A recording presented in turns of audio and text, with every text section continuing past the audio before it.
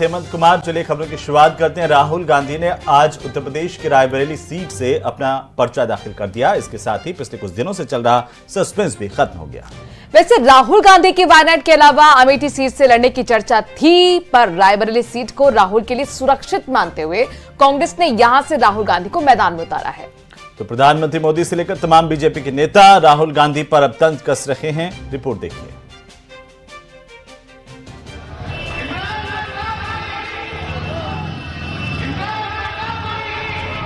UP की high profile seat Raebareli पर नामांकन के आखिरी दिन कांग्रेस ने अपने पत्ते खोले। सस्पेंस खत्म करते हुए कांग्रेस ने रायबरेली सीट से राहुल गांधी के नाम का ऐलान कर दिया। दोपहर करीब 2:15 बजे राहुल गांधी ने रायबरेली सीट से अपना नामांकन का पर्चा दाखिल किया। इस दौरान पार्टी के राष्ट्रीय अध्यक्ष मल्लिकार्जुन खड़गे, सोनिया गांधी, प्रियंका गांधी वाड्रा और उनके पति रॉबर्ट वाड्रा मौजूद रहे। राहुल गांधी के रायबरेली सीट से नामांकन दाखिल किए जाने पर पीएम मोदी ने तंज कसा। पश्चिम बंगाल के दुर्गापुर में चुनावी सभा को संबोधित करते हुए पीएम ने कहा कि वायनाड में हार के डर के चलते राहुल रायबरेली से चुनाव लड़ रहे हैं। शाहजादे वायनाड में हारने वाले हैं और हार के डर से जैसे ही वायनाड में मतदान समाप्त होगा वो दूसरी सीट खोजने लग जाएंगे। और अब दूसरी सीट पर भी उनके सारे चेले चपाटे कह रहे थे अमेठी आएंगे, अमेठी आएंगे, लेकिन अमेठी से भी इतना डर गए, इतने डर गए, वहां से भागकर अब रायबरेली में खोज रहे हैं रास्ता। केंद्रीय गृह मंत्री अमित शाह ने राहुल गांधी की 21वीं लॉन्चिंग वाला बयान देकर भी तंज कसा। तो स्मृति ईरानी ने कहा, गांधी परिवार का अमेठी से भागना उनका डर बता रहा है। सोनिया जी 20 बार लॉन्च कर चुकी है, मगर लॉन्चिंग इनकी सफल नहीं हुई है। और आज 21वीं बार फिर से अमेठी से भागकर रायबरेली में पर्चा डाला। आप रायबरेली से प्रचंड बहुमत से हारने जा रहे हैं। मेरी बात लिख कर। मेहमानों का स्वागत है। हम लोग अतिथियों के स्वागत में कोई कसर छोड़ेंगे नहीं। इतना ही कह दूं कि अमेठी से गांधी परिवार का ना लड़ना इस बात का संकेत है कि कांग्रेस पार्टी चुनाव में एक वोट पड़ने से पहले ही अमेठी से अपना हार स्वीकार कर चुकी है। राहुल गांधी 2019 में यूपी की अमेठी के साथ ही केरल की वायनाड सीट से चुनाव लड़े थे।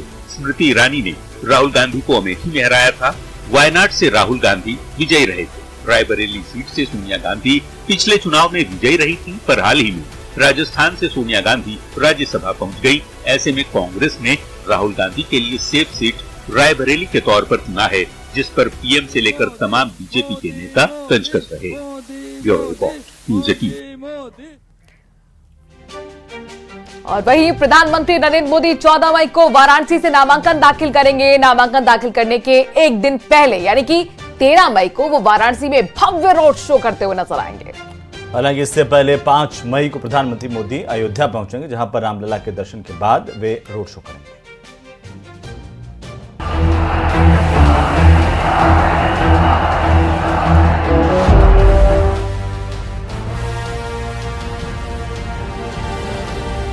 वाराणसी में 7वें और अंतिम चरण के मतदान के लिए 7 मई को अधिसूचना जारी की जाएगी। 14 मई को नामांकन का अंतिम दिन है। तीसरी बार उम्मीदवार बने प्रधानमंत्री नरेंद्र मोदी के नामांकन की बीजेपी ने जोर शोर से तैयारी शुरू कर दी है। यानी पीएम मोदी का नामांकन सर्वार्थ सिद्धि योग मुहूर्त में होगा। पुष्य नक्षत्र में उस दिन शिव और शक्ति दोनों के संयोग का अद्भुत योग बन रहा है। षष्ठी तिथि, पुष्य नक्षत्र और सर्वार्थ सिद्धि योग में पीएम अपना नामांकन करेंगे। इस दिन और मुहूर्त के बारे में पद्मश्री महामहोपाध्याय हरिहर कृपालू जी महाराज का कहना है कि अत्यंत शुभ और सभी मनोकामना को पूरा करने वाला ये मुहूर्त है। लेकिन इस बार सबसे ज्यादा चर्चा का केंद्र रहने वाले पीएम मोदी के प्रस्तावक। पिछली बार भी आपने देखा होगा, नामांकन में लगभग 7 लाख लोग सम्मिलित हुए थे और अब की भी उससे ज्यादा लोग नामांकन में। सबकी निगाहें इस बार भी प्रधानमंत्री नरेंद्र मोदी के नामांकन के प्रस्तावकों पर लगी है। कौन होगा इस बार मोदी का चुनाव प्रस्तावक? इसकी जानकारी हर कोई जुटाना चाह रहा है। फिलहाल ये पूरी तरह से गुप्त है और अभी नाम पर चर्चा चल रही है। हाई कमान को फिलहाल जो नाम की लिस्ट भेजी गई है उस पर मंथन हो रहा है। 14 में आदरणीय छन्नू महाराज जी भी प्रस्तावक थे, आदरणीय गिरधर मालवीय जी भी प्रस्तावक थे, तो हमारे काशी के डोम राजा भी हमारे आदरणीय मोदी जी के प्रस्तावक हुए, हमारे अशोक जो मल्लाह हैं वह भी प्रस्तावक हुए थे।